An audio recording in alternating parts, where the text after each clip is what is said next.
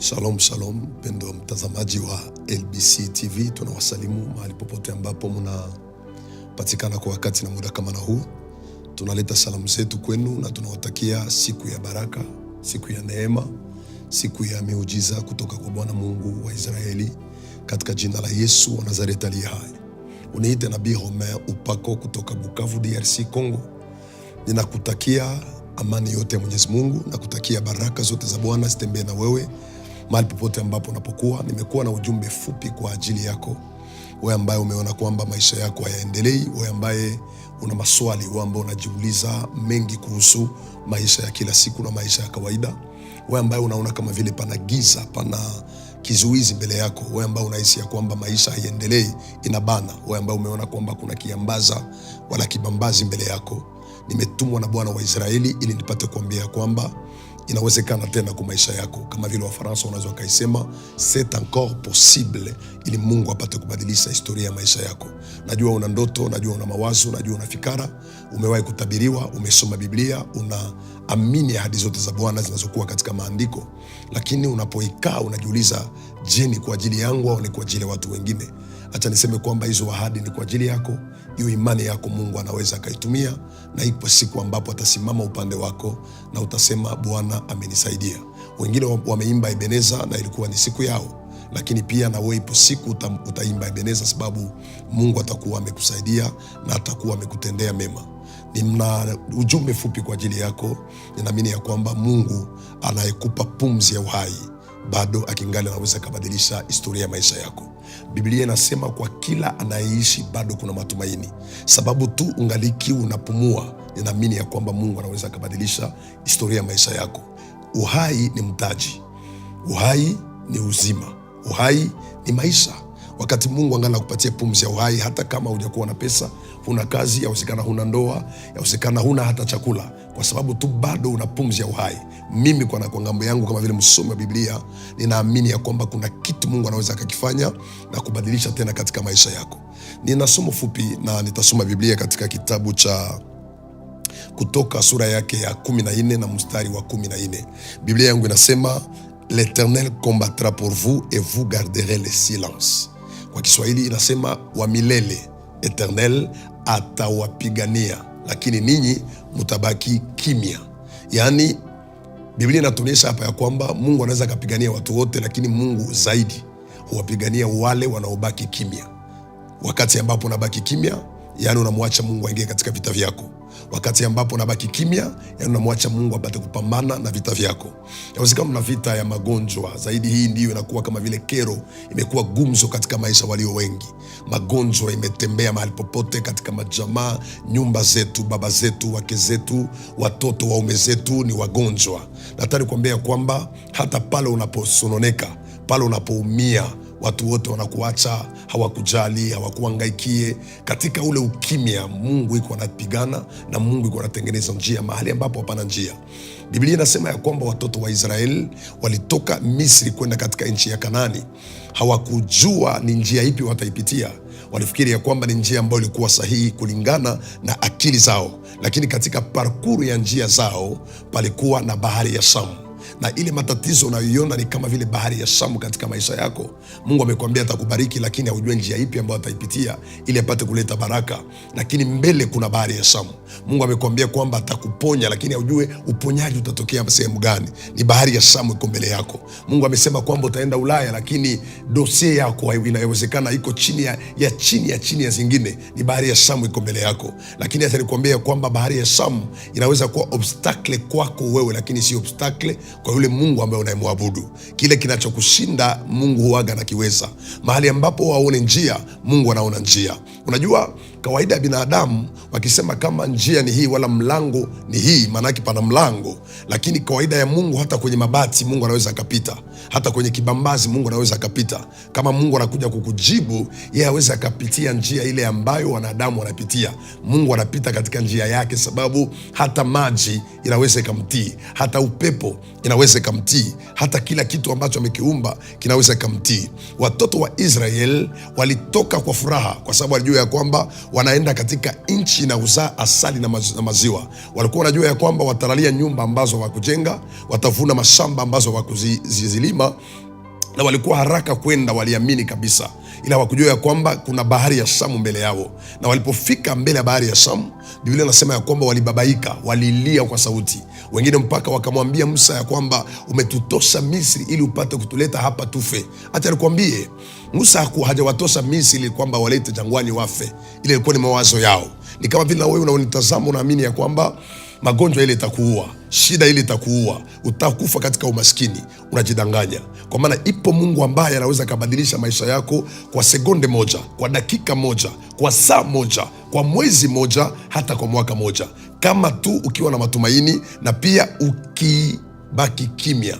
Wakati mwingine huwa tunafanya Mungu asipambane vita vyetu ni pale ambapo tunaanza kuwaendea watu, kuwaelezea, tunawaambia tazama mimi ni hivi na vile, na ule unayemwambia uwezekana ndiye chanzo ya matatizo ambayo unaipitia. Shetani huwa anapenda wakati ambako ndani ya shida ubabaike, ulie sana, upige kelele, lakini maandiko nasema ni katika ukimya wetu ndimo mnatoka msaada wa Mungu. Wakati mwingine unapojikuta ya kwamba una maswali mengi ambayo hayana majibu, usiwaendee binadamu. Alika Mungu, kwa sababu ni yeye tu ambaye anaweza kujibu kila swali kwa namna yake na kwa jinsi yake. Habari njema ni kwamba hakuna swali binadamu anaweza kuwa nayo ambayo Mungu hana jibu. Kila swali unayo. Dieu peut répondre à toutes nos questions selon sa volonté et selon sa capacité. Ile matatizo unayopitia ndani, ile shida ambayo uko ndani, unajiuliza nitazaa lini?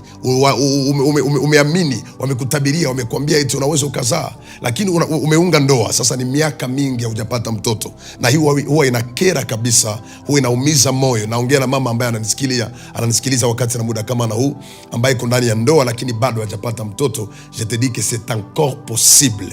Bado inawezekana. Kwa macho yetu tumeona Bwana amepatia watoto ambao walikuwa na miaka 20, 20 ans ndani ya ndoa bila kuzaa, 10 ans, 15 ans. Sio mara ya kwanza wala mara pili katika huduma yangu nimeona Bwana amepatia matasa ambao walikuwa wamekata tamaa watoto. Yule Mungu ambaye amewapatia na wewe pia anaweza kukutendea, kwa maana maandiko nasema ndani ya Waebrania 13 ya kwamba Yesu Kristo ni yule jana, leo na hata milele. Kama hakubadilika wakati wa Sara, hata pia kwa wakati wako hatabadilika. Kama hakunyamaza kimya wakati wa Musa, yani wakati wako pia hata nyamaza kimya. Kama aliwaletea watoto wa Israeli mkate na nyama katika jangwa, na wewe pia wakati wako huu Mungu atakushughulikia, kwa maana Mungu habadilikaki. Biblia inasema ya kwamba watoto wa Israeli walikatishwa tamaa, walijiuliza maswali, na ni kawaida kwa binadamu kujiuliza maswali. Yani kama hauwezi kujiuliza swali, maana yake hauishi. Kwa kila anayeishi, hata marais wanajiuliza maswali, hata matajiri wanajiuliza maswali, na hata pia maskini wanajiuliza maswali. Lakini swali linalojiuliza, wewe unajua ya kwamba hata wewe unaga jibu, lakini Mungu anayo jibu kwa ajili ya maisha yako. Na jibu ya Mungu inapokuja, inakuja kwa wakati ulio sawa.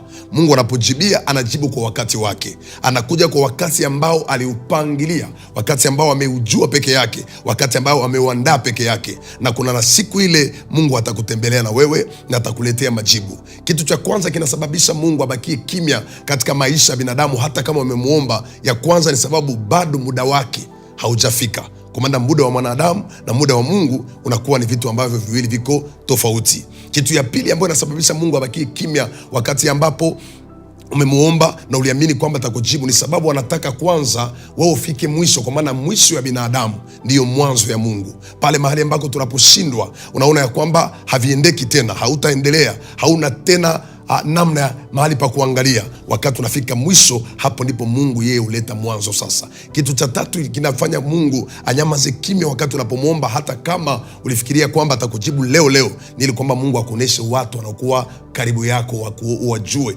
usikie maneno yao, usikie masemi yao, usikie mawazo yao kwa ajili ya maisha yako. Hapo wanaposema ya kwamba uwezi ukajibiliwa, hapo ndipo Mungu usimama sasa. Kumbuka Ayubu anasema, najua mtetezi wangu yuko hai. Hata simama wa kwanza, hata simama katikati, lakini anasema atasimama wa mwisho. Wa mwisho kwa sababu gani? Kwa sababu wengine watakuwa wameshasema, wengine watakuwa wameshaongea iki na kile, kisha wanapoongea Mungu naye sasa huja anaongea. Na mtumishi mmoja Kinshasa, Mungu ambariki, Frere Patrice, anasema wakati unapopana historia ya mtu, unapoongea mtu vibaya, mwisho wa kuongea usiweke nukta, weka mkato. Kwa maana nukta maana yake imeisha, lakini mkato maana yake msemwa unaweza ukaendelea. Hata lungaka ndoa, weka mkato, usiweke nukta. Hata jengaka nyumba, weka mkato lakini usiweke nukta. Hata endaka Ulaya, weka mkato lakini usiweke nukta. Kwa maana mwisho wa maneno ya binadamu ndio mwanzo ya maneno ya Mungu wa mbinguni. Kitu cha nne ambacho kinasababisha Mungu baki kimya kwa wakati unapomuomba na unafikiri kwamba atakujibu leo ni ili kwamba wakati atakujibu usikie furaha ya kujibiliwa kwa wakati wa Mungu. Unajua dada ambaye anaolewa na miaka 16, 17, 20, naongea kwa namna yetu ya Wakongomani, hawezi akaona ya kwamba ndoa iko na thamani yake, hawezi akaipatia utamu ambao unastahili. Lakini patia dada ambaye ana miaka 15, mupatie ndoa. Mupatie dada ambaye ana miaka 15, mupatie ndoa. Yeye ataiona kama vile inalaza, inaonjo. Wakati mwingine retare ambao tunakuwa nao katika maisha sio retare kawaida, lakini retare prophetiki. Mungu anapokuandalia makubwa mazuri, wakati mwingine huwa anayaacha kwanza yaivye, yakomae, yawe na onjo, yawe na laza, ili kwamba utakapoitumia uitumie kwa nguvu na kwa utamu wake, ili atakayesikia pia asikie ya kwamba Mungu amefanya kitu na amejitukuza katika maisha yako. Biblia inasema ya kwamba watoto wa Israeli walibabaika, walimlilia Musa na walifikiri ya kwamba wamefika mwisho, kwa maana nyuma yao Farao alikuwa amekuja. Ukiangalia nyuma unaona Farao na ambaye naweza nikamlinganisha na maexploit ambazo walizifanya zamani wakati ulikuwa na pesa zikaisha. Ukiangalia nyuma unaona ya kwamba nyuma ilikuwa ni vizuri kuliko mbele. Acha nikwambie kwamba kenye Mungu atakupatia kitakuwa kizuri kuliko kile ambacho umekipoteza nyuma yako. Baraka iko mbele yako, neema ya Bwana iko mbele yako, vizuri zaidi viko mbele yako, lakini kwa condition moja, baki kimya. Ukijua kunyamaza, Mungu atakutendea mema. Usibabaike, usiwaendee watu. Yawezekana watakwambia njoo, pita huku, nenda huku, tafuta mtu fulani akusaidie. Hakuna mtu anaweza kumsaidia mwingine hapa chini ya jua kama mbingu asiyamsaidia. Ukiona mtu anakupa hapa chini ya jua, manake Mungu ameanza kupatia kwanza kiroho, parce que c'est le spirituel qui contrôle le charnel. Hauwezi ukapata kitu hapa chini ya jua ambacho kwanza mbingu haijakupatia. Kama mbingu imekupatia, hata watu wote wakatai, hata watu wote wapinge, hata kunguru inaweza kukuletea, hata samaki anaweza kukuletea, hata upepo unaweza kukuletea, kwa maana Mungu ana manjia maelfu ya kuwaletea watu wake majibu kutoka mahali ambapo anapopatikana. Na ombi langu kwa Mungu, wewe unanitazama na kunisikia, ni kwamba Mungu asikawie tena, apite katika njia yako na akubariki kwa jina la Yesu Kristo aliye hai, akupe sawasawa na haja ya moyo wako. La Bible dit fais de l'Éternel tes délices et il te donnera ce que ton cœur désire. Kuna wakati ambao Mungu anakupatia kenye unataka, unaangalia kabisa majibu ya Mungu, unasema ni hivi nilikuwa naomba Mungu, ni hivi nilikuwa ninataka, ni hivi nilikuwa nakusudia, ni hivi nilikuwa nahisi Mungu anaweza kalitendea. Na hiyo siku ambayo Mungu ataifanya ni leo, na kuombea kwa jina la Yesu, mahali popote ambako unapatikana, neno hili fupi likufikie na liwe baraka sana kwako. Naomba Mungu akupatie kile ambacho unakihitaji, kama ni gari, kama ni nyumba, kama ni pesa, kama ni ndoa, kama ni safari. Mungu wa mbinguni akuone leo na aitimize katika maisha yako, kwa maana siku ya kubarikiwa ni leo, na mimi naitangaza kama nabii wa Bwana. Uipokee katika jina la Yesu Kristo wa Nazareth aliye hai. De partout où tu es, de partout où tu me regardes, de partout où tu me suis, na achilia mkono wa Bwana ambao si mfupi ukulokalize na ukubariki katika maisha yako. Maisha yako ibadilike. Wewe ambao ulikuwa unalia ucheke sasa. Wewe ambao ulikuwa umezarauliwa uheshimike sasa. Wewe ambao ulikuwa na maswali upokee majibu sasa. Wewe ambao ulikuwa huna njia, nafungua njia mbele yako sasa. Wewe ambao ulikuwa unaishi katika maisha magonjwa, kila leo unatumia vidonge, unatumia madawa, naomba Mungu akusaidie na akutendee mema kwa siku ya leo. Unapotazama video hii, naomba kwa jina la Yesu Kristo, baraka za Bwana zikufuate na zikuwe partage yako katika jina la Yesu wa Nazareth aliye hai. Shalom.